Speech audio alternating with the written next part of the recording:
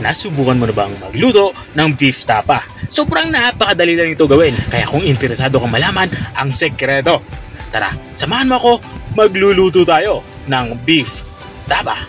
Simulan na natin ang ating pagluluto. Unang gagawin natin dito ay imamarinate natin itong ating karning baka. Nabili ko lang ito sa palengke at pinahiwa ko na din ito. Pinahiwa ko ito ng maninipis para hindi na natin kailangan magpalambot ng matagal. Unang ilalagay nga natin dito itong ating liquid mixture. Meron nga tayo dito calamansi juice. At maglalagay din tayo dito ng soy sauce or toyo. At para mas malasa yung lulutuin nating tapa, maglalagay tayo dito ng liquid seasoning. Sasamahan ko na din to ng pineapple juice. Bali kalahating pineapple juice lang yung kailangan natin dito. At matapos natin mailagay yung mga liquid mixtures natin, dito naman tayo sa dry mixture. Maglalagay nga tayo dito ng isang kutsarang brown sugar. At dahil nga wala akong garlic powder, sariwang bawang nga aking ginagamit.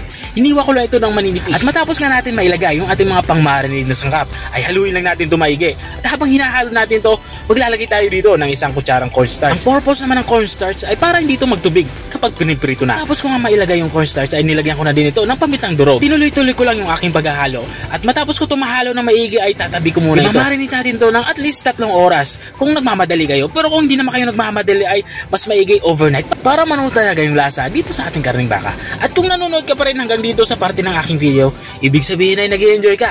Baka pwede mo naman i-comment kung taga saan ka para alam ko kung hanggang saan umabot ang aking video. Balik na tayo dito sa ating nilulutong ulam. Habang minamarinate ko nga yung ating karning baka, inihahanda ko naman yung mga ibang kasama nito. Mayroon nga tayo ditong pinipritong bawang. Ito yung igagarnish natin mamaya. At kapag tapa nga yung pinag-uusapan, hindi mawawala yung ating sinangag na kanin. Mas masarap nga sa tapa pag ipares mo ito sa sinangag na kanin. Kaya nga dito sa parte ito ay nagsasangag na din ako ng kanin. Matapos kung may sangag yung kanin ay itabi lang muna natin to. At habang nga tayo nagpapatuloy sa ating pagluluto, gusto ko lang i-shoutout ang mga masusugid nating mga taga-subaybay. I-shoutout niya kay Ma'am Helen Dizon Vargas ng Taguig City. I-shoutout din kay Ma'am Rosana Sariego ng San Joaquin, Iloilo.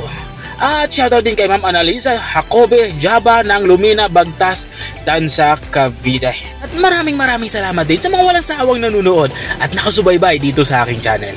At balik nga tayo dito sa ating nilulutong ulam. Dito nga sa parteng ito ay niluluto na natin itong ating beef tapa. Kung nakikita nyo, tibo yung pamamaraan natin ng paglalagay ng cornstarch para hindi ito magtubig. Ang gagawin lang natin dito ay hahalu-haluin lang natin to hanggang sa lumabas yung mantika na inilagay natin at maprito to sa sariling mantika. At kapag ganito na itsura niya ay pwedeng-pwede na i-serve. Pero bago natin to i-serve, i-garnish muna natin yung ating prinitong bawang. Ito na nga, lutong-luto na nga yung ating ulam pananghalian. Ito na nga yung ating beef tapa.